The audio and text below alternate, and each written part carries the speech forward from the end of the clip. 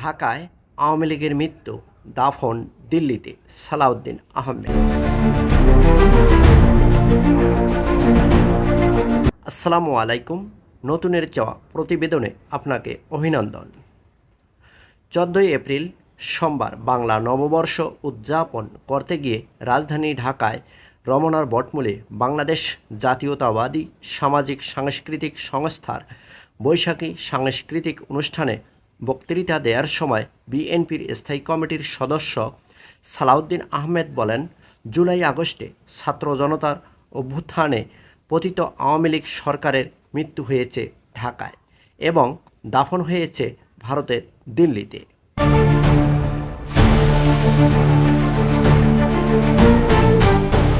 উক্ত সময়ে সালাউদ্দিন আহমেদ আরও বলেন, জুলাই আগস্টে সকল শ্রেণী পেশার মানুষ এবং ছাত্রদের অংশগ্রহণে স্বৈরাচার ফ্যাসিস্ট সরকারের পতন হয়েছে, যা দক্ষিণ এশিয়ায় নতুন এক ইতিহাস হয়ে থাকবে।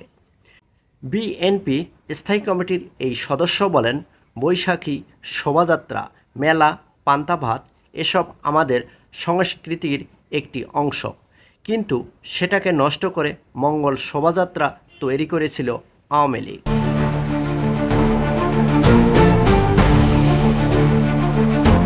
পরিশেষে বক্তৃতা দেয়াকালে সালাউদ্দিন আহমেদ আরও বলেন, বাংলাদেশে সব জাতি ধর্মের মানুষ একই সঙ্গে এইসব সংস্কৃতি পালন করবে। এর মধ্যে ধর্মচর্চাকে আনা যাবে না।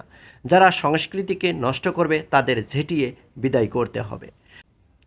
শেষ সময়ে বিএনপির এই নেতা বাঙালি জাতিকে বাঙালির সংস্কৃতি ধারণ করে ভারতীয় সংস্কৃতিকে বর্জনের আহ্বান জানান।